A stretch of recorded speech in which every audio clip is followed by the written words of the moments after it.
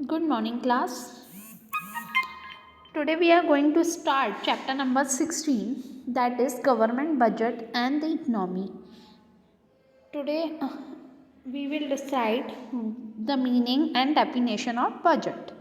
Budget क्या होता है, उसकी मीनिंग एंड डेफिनेशन हम पढ़ेंगे. मीनिंग से पढ़ते हैं हम. The word budget is derive from the French word bougette which means a leather bag. Budget को फ्रेंच वर्ड में बॉक्टे कहते हैं जिसका मतलब होता है leather bag. Budget was firstly used in France in the year 1803. The estimate of government revenue and expenditure is called government budget.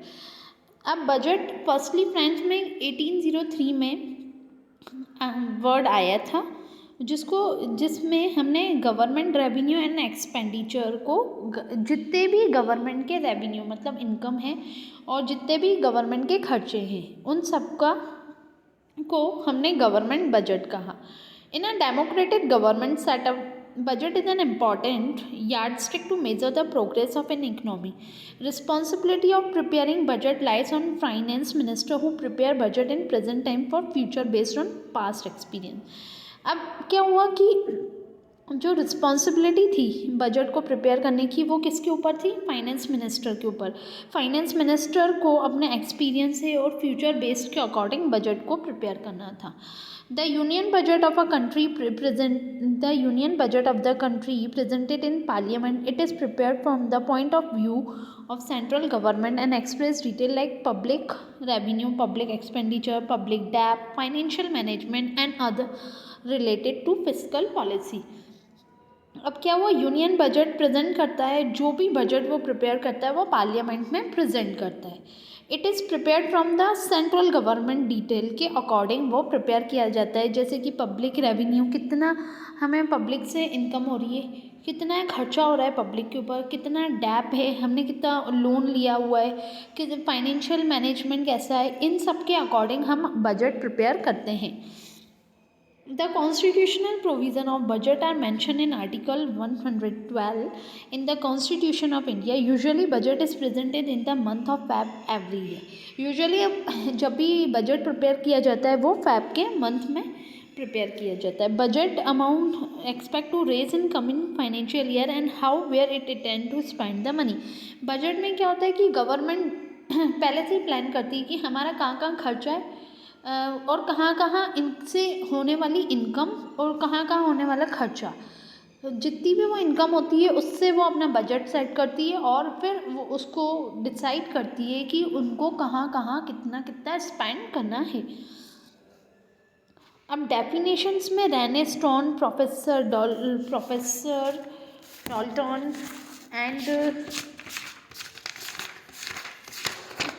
And Regard Wood, ये जो डेफिनेशंस हैं इन लोगों ने दिए. सबसे इजी डेफिनेशन दी है Rene. The budget is a document containing preliminary approve plan of public revenue and expenditure. Budget एक डॉक्यूमेंट है जिसमें प्रीलिमिनरी प्लान्स पहले से ही प्लानिंग जो भी की हुई है पब्लिक क्या रेवेन्यू एंड एक्सपेंडिचर के रिलेटेड वो सब बजट के अंदर डॉक्यूमेंट के अंदर कंटेन होता है. तो ये जो डेफिनेशन है हम जब भी आंसर लिखेंगे एक डेफिनेशन ज़रूर लिखेंगे. जैसे अगर आपके पास कभी भी क्वेश्चन आ जाता है what do you mean by budget, तो आप मीनिंग आप लिख सकते हो. द वर्ड से लेकर गवर्नमेंट बजट तक लिख सकते हो, इतना काफ़ी है. वैसे अगर आप डेफिनेशन लिखना चाहो तो रेने स्टोन की डेफिनेशन बहुत ही ईजी है और जल्दी याद हो जाएगी. अब हम आ जाते हैं कैरेक्टरिस्टिक्स पे. कैरेक्टरिस्टिक्स ऑफ बजट क्या होता है? बजट एक डिस्क्रिप्शन होता है किसका, एक कितना एक्सपेक्टेड आपका रेवेन्यू है और कितना गवर्नमेंट रेवेन्यू मतलब कि एक्सपेक्ट करना कि हमारी कितनी इनकम होगी और ये एक्सपेक्ट करना कि कितना गवर्नमेंट एक्सपेंडिचर है. It is a quantitative statement express in monetary term. ये क्वांटिटेटिव स्टेटमेंट है जो कि मॉनेटरी टर्म्स में होता है, मतलब मनी के फॉर्म में होता है. Provide objective to be attend in near future. हम जो भी बजट प्रिपेयर करते हैं तो हम जो भी प्रिपरेशन करते हैं वो फ्यूचर के लिए होती है. Action plan from all government activity taking into account both activity according plans for all government activity taking into account both rich and poor. ये जो भी एक्टिविटीज़ रहती हैं जरूरी नहीं कि हम रिच के लिए कर रहे हैं, हम दोनों के लिए करते हैं, रिच और पुअर दोनों के लिए ही करते हैं। Approved by parliament before implementation, जो भी अप्रूव्ड हो मतलब जो अगर पार्लियामेंट से वो अप्रूव्ड हुआ है तो फिर ही हम इम्प्लीमेंट करते हैं। Prepared for 1 year, the term budget is 1 April to 31 March. जो 1 साल के लिए प्रिपेयर किया जाता है, जब भी हम बजट प्रिपेयर करते हैं वो 1 साल के लिए होता है, बिकॉज हम ईयरली वाइज बजट प्रिपेयर करके उस हिसाब से खर्चा करते हैं। All items are mere estimate not real. जो भी आइटम होते हैं हम वो जो भी चीज़ करते हैं वो एस्टीमेट करके चलते हैं, जो मान के चलते हैं, वो रियल में नहीं होता है। अब देखिए, अब आप लोग आ जाना कंपोनेंट ऑफ बजट पे। कंपोनेंट ऑफ बजट आप लोगों को मिल जाएगा पेज नंबर 287 पे। कंपोनेंट ऑफ बजट में आप लोगों को बताएंगे उसके टाइप्स। रेवेन्यू बजट होता है और कैपिटल बजट होता है। रेवेन्यू बजट के अंदर भी divided into 2 categories. First is revenue receipt and revenue expenditure. और रेवेन्यू मतलब जो कि करंटली आता जाता है, जैसे वर्किंग अकाउंट्स में वर्किंग कैपिटल बोलते हैं ना, कि जो भी हम उस करंट ईयर में जो भी इनकम या एक्सपेंस हो रहा है वो रेवेन्यू होगा। और कैपिटल जो कि वो लंबे समय का रिसिप्ट और लंबे समय का एक्सपेंडिचर, लॉन्ग टर्म के लिए जो भी होगा। जैसे इन लोगों ने डिफरेंस बताया है। रेवेन्यू बजट में क्या लिखा है? It include the revenue aspects of the budget which explain how revenue is generate and how it is allocated. Revenue में ये रेवेन्यू बजट में ये बताया है कि कितना इनकम जनरेट होगा और कितना बांटा जाएगा। अब इसको भी 2 पार्ट्स में बांटा गया है, revenue receipt and revenue expenditure. कितना रेवेन्यू रिसिप्ट है, मतलब कितनी हमारी इनकम है, और उसमें फिर कितना हमारा खर्च है। अब कैपिटल बजट में क्या बताया? It deals with the capital aspects of budget in an account of the asset and liabilities of the central government. ये डील करता है कैपिटल एस्पेक्ट्स, और ये असेट्स और लाइबिलिटीज़ को देखता है सेंट्रल गवर्नमेंट की।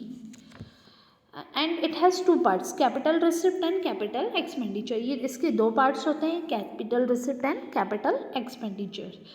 तो रेवेन्यू रिसिप्ट में भी 2 पार्ट, रेवेन्यू बजट में भी 2 पार्ट होते हैं, revenue receipt, revenue expenditure. And capital budget में भी 2 पार्ट होते हैं, capital receipt and capital expenditure. अब बजट, नीचे बजट को भी 2 कैटेगरीज में डिवाइड करा है, budget receipt and budget payment. Budget receipt में रेवेन्यू रिसिप्ट और कैपिटल रिसिप्ट आता है, बजट पेमेंट में रेवेन्यू पेमेंट और कैपिटल पेमेंट आता है। जो उस समय के लिए कम समय के लिए होता है उसको रेवेन्यू रिसिप्ट बोलेंगे, जो लंबे समय के लिए होगा उसको कैपिटल रिसिप्ट बोलेंगे, और जो कुछ ही समय में पेमेंट करनी है उसकी रेवेन्यू पेमेंट होगी, और हम जिसमें लॉन्ग टर्म के लिए लंबे समय तक पे करना पड़ेगा उसको बोलते हैं कैपिटल पेमेंट। अब देखिए रेवेन्यू रिसिप्ट में क्या लिखा है, बजट रिसिप्ट में क्या लिखा है? Budget receipt refer to the estimate money from the government various sources from the physical year. Budget receipt consist of revenue and capital. Revenue receipt can be further classified tax और non tax revenue. Capital receipt include borrowing, recovering of loan and other receipt. Let us understand in detail. यहाँ पे revenue budget receipt में लिखा है कि हम जो भी मनी रिसीव करते हैं गवर्नमेंट से या अदर सोर्सेज से उस फिजिकल ईयर में, वो बजट रिसिप्ट होता है। बजट रिसिप्ट के अंदर रेवेन्यू और कैपिटल दोनों आ जाता है, मतलब दोनों, मतलब अब कैपिटल रेवेन्यू रिसिप्ट भी आ जाएगा, कैपिटल रिसिप्ट दोनों आ जाएगा।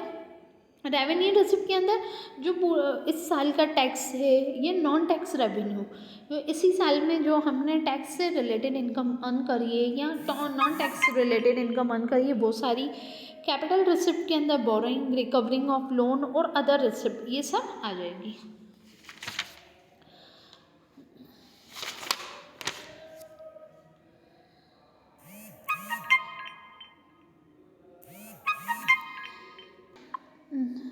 अब देखिए यहाँ पे बजट रिसिप्ट को रेवेन्यू रिसिप्ट और कैपिटल रिसिप्ट के अंदर ये हम देखेंगे कि रेवेन्यू रिसिप्ट के अंदर कौन कौन से आइटम्स आते हैं और नॉन एंड कैपिटल रिसिप्ट के अंदर क्या क्या आता है ना।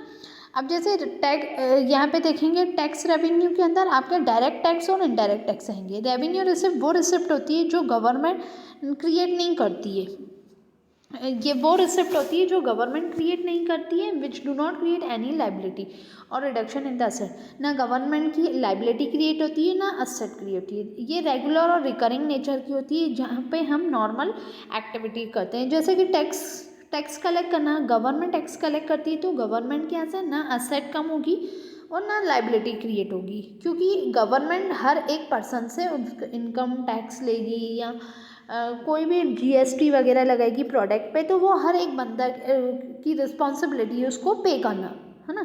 तो रेवेन्यू रिसिप्ट से जैसे मैंने पैसा लिया तो ना मेरी असेट बढ़ी और मेरी ना लाइबिलिटी, ना मेरा कर्जा नहीं है, ये लाइबिलिटी क्रिएट नहीं हुई। लाइबिलिटी मीन्स कि मतलब मुझे चुकाना नहीं पड़ेगा। अब यहाँ पे टैक्स तो आ गया समझ में। डायरेक्ट टैक्स क्या होता है? डायरेक्ट टैक्स वो टैक्स होता है जो डायरेक्ट पर्सन पे लगता है। टैक्स रेवेन्यू में एक डायरेक्ट टैक्स होता है जो डायरेक्ट पर्सन पे लगता है, जैसे कि income tax, wealth tax, corporate tax, जो अब नहीं रहे, अब तो डायरेक्ट जीएसटी आ गया है। जो बर्डन पर्सन पे लगता है वो डायरेक्ट टैक्स होता है ना। इनडायरेक्ट टैक्स वो होता है जो चीज़ों पे, प्रोडक्ट पे लगता है, गुड्स पे लगता है, गुड्स एंड प्रोडक्ट्स पे लगता है, कमोडिटीज़ पे लगता है, वो इनडायरेक्ट टैक्स होता है ना। इनडायरेक्ट टैक्स वो होता है जो one person is paid partly और होल बाय अनदर पर्सन। या तो अगर मैंने कोई प्रोडक्ट खरीदा तो मैंने पे करा, फिर मैंने किसी को सेल कर दिया तो उसने मुझे करा, तो ये इनडायरेक्ट वे से हम टैक्स को कलेक्ट करते हैं, वो होता है indirect tax. Tax revenue is the major source of revenue of central government. सबसे मेन सोर्स, जो पैसा कमाने का सबसे मेन साधन है, वो है tax. Tax is compulsory payment है, हर एक पीपल को कंपलसरी पेमेंट करनी है टू मेक गवर्नमेंट क्यों करनी है? ताकि गवर्नमेंट हमारे ऊपर ही जो खर्चा करती है, पब्लिक के ऊपर, इंफ्रास्ट्रक्चर, स्कूल को, कॉलेजेस, रोड्स, कंस्ट्रक्शन, इन सब पे खर्चा कर पाए, क्योंकि गवर्नमेंट कहाँ से इनकम जनरेट करेगी? तो वो यहाँ से इनकम जनरेट करती है। अब नॉन टैक्स रेवेन्यू में वो आ जाता है जो ऐसे सोर्स जो कि नॉन टैक्स रेवेन्यू होते हैं, जैसे कि मैं आप लोगों को एग्जांपल दे देती हूँ। इंटरेस्ट हो गया, गवर्नमेंट को हम लोन अगर रिसीव कर रहे हैं तो उसके लोन अगर हम किसी से भी ले रहे हैं तो उसको इंटरेस्ट पे करना, फीस पे करना, पब्लिक की फ़ीस, जो भी फ़ीस होती है, बर्थ और death registration fees, court fees, passport fees, ये सारी फीसेस। फाइन्स, कभी भी हम कोई गलती कर लेते हैं या हम लॉ के अकॉर्डिंग काम नहीं करते हैं तो हमारे ऊपर पेनल्टी लगती है, वो होते हैं फाइन्स। लाइसेंस वगैरह पे जो हम पे करते हैं, अपनी जो लाइसेंस फ़ी पे करना या ड्राइव व्हीकल की लाइसेंस का फ़ी पे करना, वो सब गवर्नमेंट रखती है। ओके, तो ये सारी चीज़ें जो आ जाती हैं वो नॉन टैक्स रेवेन्यू में आ जाती हैं, जो कि हम डायरेक्ट रिलेट नहीं करते हैं, इनडायरेक्ट रिलेट करते हैं। अब नेक्स्ट क्लास में हम आगे का पढ़ेंगे इसके, तब तक के लिए थैंक यू क्लास।